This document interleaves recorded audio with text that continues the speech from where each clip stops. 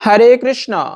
আজ পৌষ মাসের মঙ্গলবার দিন, যে মঙ্গলবার দিন হচ্ছে হনুমানজির দিন। আর হনুমান হচ্ছে মহাবলশালী পবন পুত্র। তাই সেই হনুমানজির কৃপা লাভের জন্য এই মঙ্গলবার অত্যন্ত গুরুত্বপূর্ণ একটি দিন। জীবনে শনির দোষ থাকলে মঙ্গলবারে এই কার্যটি করার মাধ্যমে শনির দোষ পর্যন্ত কেটে যায়। সেই সঙ্গে হনুমানের কৃপায় জীবনের সমস্ত বিপদ নাশ হয়, সৌভাগ্য লাভ হয়। আজকের এই পর্বে আমরা জানবো, অনেকেই আজকের দিনে ব্রত করবে, হনুমানজির পুজো করবে, কিন্তু ব্রত করতে না পারলেও লবণ দিয়ে কোন কার্যটি করার মাধ্যমে সৌভাগ্য লাভ হয় সেই প্রসঙ্গেও জেনে নিব। একটা ভিন্ন কিন্তু গুরুত্বপূর্ণ পর্ব আজকের এই পর্বটি। আশা করছি আপনাকে একটুকু হলেও সমৃদ্ধ করবে। তাই সকলকেই স্বাগতম জানাচ্ছি আমাদের এই ধর্মীয় তথ্যমূলক চ্যানেলে। ভালো লেগে থাকলে একটি লাইক করে কমেন্টে জয় শ্রী হনুমানজির জয় একবার হলেও লিখে যাবার অনুরোধ জানাচ্ছি। দেখেন, এই হনুমান বা মঙ্গলবার, বিশেষ করে যে সমস্ত শিশুর জন্ম মঙ্গলবারে হয়, স্বাভাবিকভাবে বলা আছে তাদের উপরে হনুমানজির একটা বিশেষ সুদৃষ্টি থাকে এবং হনুমানজির কৃপায় সে ব্যক্তি সহজ সরল প্রকৃতির হয়ে থাকে যারা মঙ্গলবারে জন্মগ্রহণ করে। এমনিতেই পৌষ মাস বছরে দ্বাদশ মাসের মধ্যে একটা অন্যতম গুরুত্বপূর্ণ মাস। এই পৌষ মাসে সূর্যদেব তিনি ক্ষীণ হতে থাকে তার শক্তি, এজন্য দিনের সময়ের কমতি হয়, রাত্রের সময়ের বৃদ্ধি হয়। তাই সেই পৌষ মাসে কিছু না করতে পারলেও এই মানে মঙ্গলবার এই কার্যগুলো করা অত্যন্ত শুভ। পাশাপাশি এই পৌষ মাসের আরো গুরুত্ব রয়েছে। যেমন এই পৌষ মাসের পূর্ণিমার দিনে চন্দ্রদেব পুষ্যা নক্ষত্রে অবস্থান করে, আবার এই সময়টারও অত্যন্ত গুরুত্ব রয়েছে। তারপরে এই পৌষ মাসে বিশ্বকর্মা দেবের পুজো করা হয়। তবে যাই করা হোক না কেন, এই হনুমানের কৃপা লাভের জন্য মঙ্গলবার, বিশেষ করে পৌষ মাসের মঙ্গলবার অত্যন্ত গুরুত্বপূর্ণ দিন। এই হনুমান এত মহাবলশালী, সেই রাবণও পর্যন্ত হনুমানের সাথে কিন্তু যুদ্ধ করে পারত না, এত বলশালী ছিল সেই পবনপুত্র হনুমান। তিনি হচ্ছে ভালো যোগ জানতো এবং এই হনুমান অনিমা এবং লঘিমা নামক সিদ্ধি প্রাপ্ত করেছিল। আমরা তো জানি ৮ প্রকার সিদ্ধি আছে। তুলোর মতো হালকা হয়ে যেতে পারে, আকাশে চড়ে বেড়াতে পারে, যে কোনো সময় উড়ে যেতে পারে। এই হনুমানের সেই সিদ্ধি ছিল। সে বিশাল বড় হতে পারত, আবার ক্ষুদ্রাতি ক্ষুদ্র ছোট হতে পারত। সে উড়ে উড়ে যেতে পারত কোনো স্থানে, এক স্থান থেকে অন্য জায়গায়।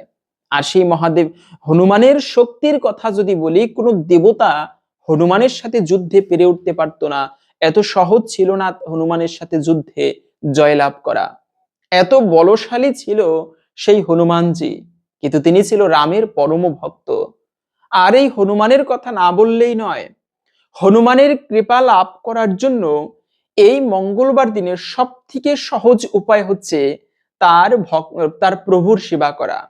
রামের সেবা করতে পারলে হনুমানজি সব থেকে বেশি প্রসন্ন হয়। রাম ছাড়া কিছু বুঝতো না জীবনে, এজন্য হনুমান কোনোদিন বৈবাহিক সম্বন্ধ স্থাপন করেনি। সবসময় সেই ভগবান রামের সাথে যখন থেকে তার সাক্ষাৎ হয়েছে, তখন থেকেই রামের সাথে অযোধ্যায় চলে এসেছে এবং রামচন্দ্র ভগবান অনেক কিছু দিতে চেয়েছে হনুমানকে। হনুমান কিছু নিতে চায়নি, সুগ্রীবকে রাজা করে তার সঙ্গ ত্যাগ করে রামের সঙ্গে চলে এসেছে এই হনুমান। তাই হনুমানের মতো এত মহাভক্ত জগতে আর কোথাও পাওয়া যাবে না রামের। তাই রাম পুজো যারা করে, রামের সাধনা যারা করে, হনুমানের কৃপা তার উপরে অবশ্যই বজায় থাকে। এজন্য একবার এরকম একটা কাহিনী পাওয়া যায়, কেন হনুমান সেবা করলে শনির দোষ পর্যন্ত কেটে যায়। একবার কি হয়েছে, শনির দৃষ্টি পড়েছে, বক্র দৃষ্টি হনুমানের উপর। আর আমরা তো জানি শনিদেবের যদি বক্র দৃষ্টি কারো উপরে পড়ে, তার জীবনে 12 বছর পর্যন্ত সেই দোষ কিন্তু কাটে না। এত সহজ নয়, কিন্তু জীবনে অনেক কিছু করছে কিন্তু ভালো জাগতে পারছে না, ভালো কিছু হচ্ছে না। কেন হয় এরকমটা? গ্রহ দোষ থাকলে অনেক সময় এমন হয়। তো সেই শনির দৃষ্টি পড়েছে হনুমানের উপর। এইবারে হনুমানের কাছে গিয়ে বলছে, তোমার উপরে আমার কুদৃষ্টি পড়েছে, তোমার মাথায় এখন আমি ভর করব। হনুমান বলল, করো ভর। তো শনিদেব হনুমানের মাথায় চড়েছে। এইবারে হনুমান কি করেছে, মহাবলশালী তো, বিশাল একটা পর্বত নিয়ে মাথার উপরে চাপা দিয়েছে। এরপরে শনিদেব তো প্রচন্ড কষ্ট হচ্ছে, ওই পর্বতের ভার সহ্য করতে পারছে না। তখন হনুমানের কাছে বলল, প্রভু আমার প্রাণ ভিক্ষা দাও, আমি তো মারা পড়বো, আমাকে তুমি রক্ষা করো। ঠিক আছে, হনুমান আবার পাহাড়টাকে নামিয়ে শনিদেবকে রক্ষা করলো। শনিদেব তখন কথা দিল, প্রভু আজকে থেকে আমি কথা দিলাম, আজকে থেকে তোমার উপরে কখনো আমার এই কুদৃষ্টি পড়বে না বা কুনজর পড়বে না। এবং শুধু তাই নয়, তোমার যারা ভক্ত হবে, যারা তোমার প্রভুর ভক্ত হবে, তাদের উপরেও কখনোই শনির কুদৃষ্টি বা বক্রদৃষ্টি পড়বে না।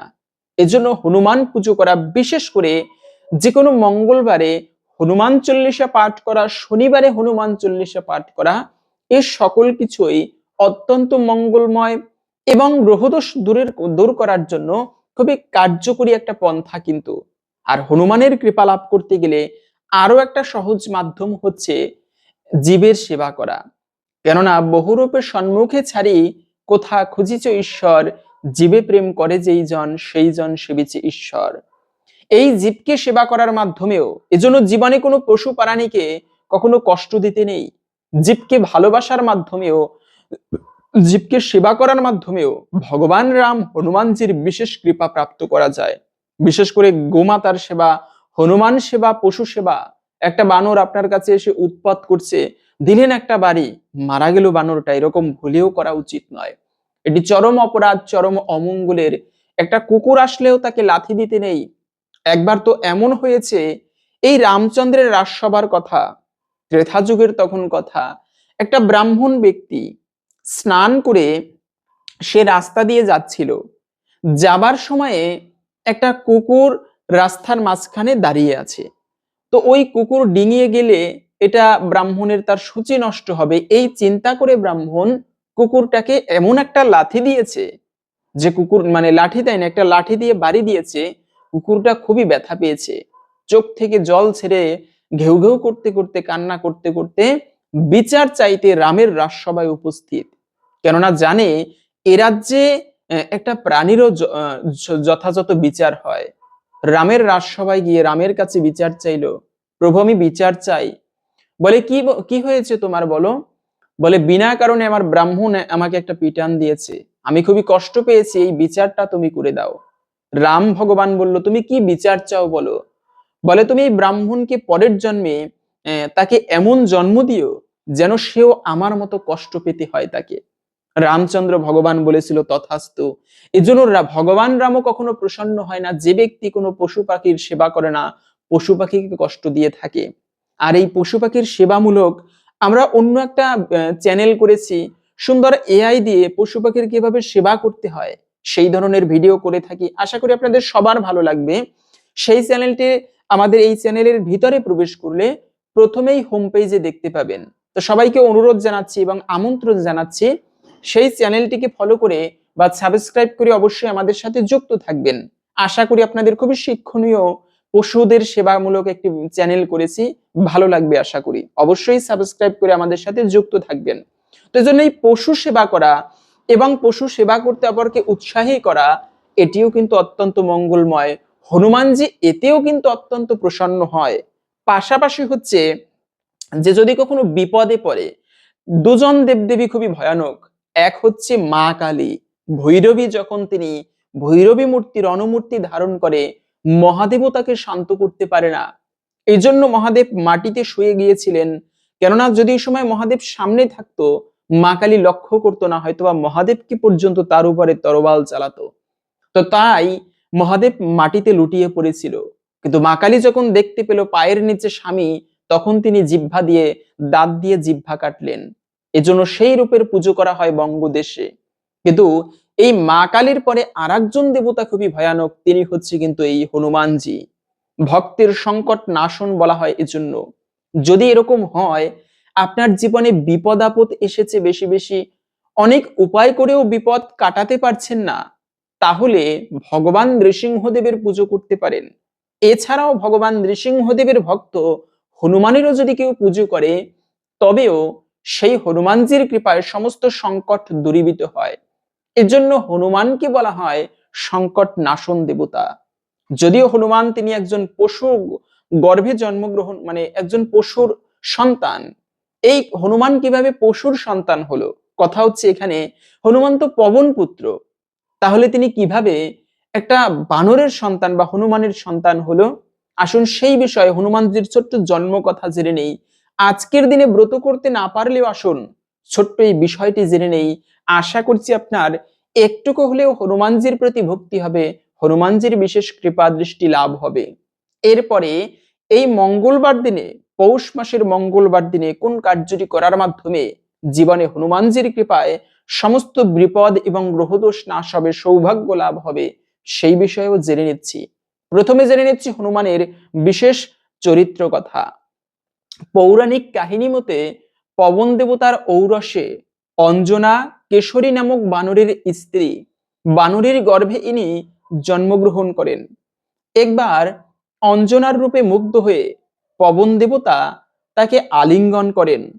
এতে অঞ্জনা ক্রুদ্ধ হয়ে পবন দেবতাকে তিরস্কার করলে পবন দেবতা তাকে জানান যে তিনি অঞ্জনার সাথে মনে মনে মিলিত হয়েছেন। তারপরেও এই মিলন থেকে এক পরাক্রান্ত পুত্রের জন্ম হবে। একটা গুহার মধ্যে হনুমানকে প্রসব করেন। এই হনুমান জয়ন্তী উপলক্ষে কাশীতে প্রতি বছর এই তিথিতে মেলা অনুষ্ঠিত হয়ে থাকে। প্রসবের পর অঞ্জনা ক্ষুধার্ত হয়ে বনে ফল আনতে গেলে হনুমান ভোরের সূর্যকে ফল মনে করে খাবারের জন্য লাফ দিয়ে শত যোজন অতিক্রম করেন। এই সময় পবন দেবতা বাতাসকে শীতল করে দেন। শিশু বিবেচনায় সূর্য তাকে দগ্ধ করা থেকে বিরত থাকেন। সেই দিনই রাহু সূর্যকে গ্রাস করার জন্য অগ্রসর হলেন। হনুমান সূর্যকে ত্যাগ করে রাহুকে গ্রাস করতে উদ্যত হন। রাহু ভয় পেয়ে তখন ইন্দ্রের শরণাপন্ন হয়ে তাকে ঐরাবতে চড়ে সূর্যের কাছে উপস্থিত হন। এবার হনুমান ঐরাবতকে গ্রাস করতে উদ্যত হলে ইন্দ্র বজ্র দ্বারা হনুমানকে আঘাত করেন। ফলে হনুমানের হাড় ভেঙে যায় এবং ইনি পর্বত শিখরে পতিত হয়ে মৃত্যুবরণ করেন। পুত্রের এই দশা দেখে পবন পর্বত গুহায় প্রবেশ করেন, পুত্রের জন্য বিলাপ করতে থাকেন। ফলে বাতাসের অভাবে সমগ্র চরাচরে বিপর্যয়ের সৃষ্টি হয়। তখন সকল দেবতা ব্রহ্মার শরণাপন্ন হলে ব্রহ্মা পবনের কাছে উপস্থিত হয়ে হনুমানকে পুনর্জীবিত করেন। পবন খুশি হয়ে আবার বাতাস প্রবাহিত করেন। এই শিশুর হনু বজ্রের আঘাতে ভেঙেছিল বলে এর নাম রাখা হয় হনুমান। এরপর বিভিন্ন দেবতা হনুমানকে বিবিধ প্রকার বর প্রদান করেন। ইন্দ্র বর দেন যে বজ্রে এর মৃত্যু হবে না এবং তার ইচ্ছা মৃত্যু হবে। সূর্য তার শতাংশ তেজ দান করেন। ব্রহ্মা বললেন হনুমান ব্রহ্মজ্ঞ ও চিরঞ্জীবী হবেন এবং সকল ব্রহ্মশাপের অবদ্ধ হবেন। মহাদেব ও বিশ্বকর্মা বলেন ইনি তাদের সকল অস্ত্রের অবদ্ধ হবেন। এছাড়াও অন্যান্য দেবতাগণ বিবিধ প্রকার বর প্রদান করেন। এরপর শিশু হনুমান বিভিন্ন ঋষিদের আশ্রমে উপদ্রব শুরু করলে ঋষিদের অভিশাপে ইনি দীর্ঘদিন তার নিজের ক্ষমতা সম্পর্কে বিস্মিত হতে থাকেন। হনুমান কর্তৃক সাগর লঙ্ঘনের পূর্বে জাম্ববান হনুমানকে তার ক্ষমতা সম্পর্কে অবহিত করেছিলেন। এরপর থেকে ইনি তার ক্ষমতা সম্পর্কে আর বিস্মিত হননি। লঙ্কা যুদ্ধের সময়ে ইনি এককভাবে অসীম বীরত্ব প্রদর্শন করেন। তার হাতে ধূম্রাক্ষ, অকল্পন, দেবান্তক, ত্রিশিরা, নিকুম্ব নামক রাক্ষসের সেনাপতি নিহত হয়। ইন্দ্রজিৎ বধের সময় ইনি লক্ষণের বাহন হয়েছিলেন। রাবণের নিক্ষিপ্ত শক্তিশালীর বাণে আঘাতে লক্ষণ মৃতপ্রায় হলে সুসেনের পরামর্শে বিশল্য করালি নামক ঔষধি আনার জন্য গন্ধমাদন পর্বতে যান। বিবিধ গাছপালার মধ্যে এই গাছটি খুঁজে না পেয়ে পুরো পর্বতকেই তুলে আনেন এই মহাপরাক্রমশালী পবনপুত্র বীর হনুমান। এরপর থেকে পরে এখান থেকে সঠিক গাছটি নিয়ে লক্ষণকে জীবিত করা হয়। যুদ্ধ শেষে ইনি হনুমান সীতার কাছে রাবণ বধের সংবাদ দেন এবং মা সীতাকে রামের কাছে পৌঁছে দেন। অযোধ্যায় রাম, লক্ষ্মণ ও সীতা ফিরে আসার সময় রাম হনুমানকে নন্দীগ্রামে ভরতের মনোভাব জানার জন্য পাঠিয়েছিলেন। এই হচ্ছে সেই হনুমান যিনি তার বক্ষ চিরে রাম, লক্ষ্মণ, সীতাকে দর্শন করিয়েছিলেন লক্ষ্মণের কাছে। তাই এই সেই হনুমানের কৃপা লাভ করতে গেলে, সেই হনুমানকে প্রসন্ন করলে রামচন্দ্র তার প্রতি অত্যন্ত প্রসন্ন হয়ে থাকে। এজন্য সবাইকে বলবো আপনারা অবশ্যই মাঝে মাঝে ভগবানের পুজো করবেন, পাশাপাশি মাঝে মাঝে হনুমান অথবা এরকম ভক্ত সেবা করবেন। আজকের দিনে তেমন কিছু না করতে পারলেও লবণ রেখে দিলে কোথাও মঙ্গল হবে এরকম কোথাও বলা হয়নি। বিভিন্ন অনলাইনে বর্তমানে দেখা যাচ্ছে অনেকে বলে লবণ দিয়ে এই করুন, একটুকু লবণ বেঁধে মাটিতে পুঁতে রাখুন মঙ্গল হবে, এরকমটা নয়। আমি বলবো আপনি সেই লবণ দিয়ে সুন্দর সুন্দর পদ, খিচুড়ি আদি রন্ধন করে ভগবান রামকে ভোগ দিয়ে, হনুমানকে ভোগ দিয়ে সেই প্রসাদ আজকের দিনে নিজে গ্রহণ করুন এবং সম্ভব হলে দুই একজন ছোট্ট ছোট্ট ভক্তকে অথবা সম্ভব হলে 4-5 জন ভক্তকে ভগবানের প্রসাদ সেবা করান। নিঃসন্দেহে হনুমান প্রসন্ন হবে। এই ভক্ত সেবার মাধ্যমে জীবনে আশা করি একটুকু হলেও হনুমানের কৃপায় পরম মঙ্গল লাভ হবে। সবশেষে আবারও বলছি, আপনারা অবশ্যই আপনাদের আমন্ত্রণ জানাচ্ছি বিশেষভাবে সেই জীবের সেবা করার জন্য, মানে পশু পাখির সেবামূলক সেই চ্যানেল, এআই রিলেটেড চ্যানেল, আপনারাই আমাদের চ্যানেলের ভিতরে প্রথমে প্রবেশ করলেই সেই চ্যানেলটিকে দেখতে পাবেন। সবাইকে অনুরোধ জানাচ্ছি, আমন্ত্রণ জানাচ্ছি সেই চ্যানেলটিকে সাবস্ক্রাইব করে আমাদের সাথে যুক্ত থাকবেন। তো ভালো লেগে থাকলে একটি লাইক করে কমেন্টে জয় শ্রী হনুমানজির জয় একবার হলেও লিখে যাবার অনুরোধ জানাচ্ছি। হনুমানের কৃপায় আমাদের সকলের জীবনে মঙ্গল হোক এই কামনা করে আজকের ভিডিওটি এখানে সমাপ্ত করছি। হরে কৃষ্ণ।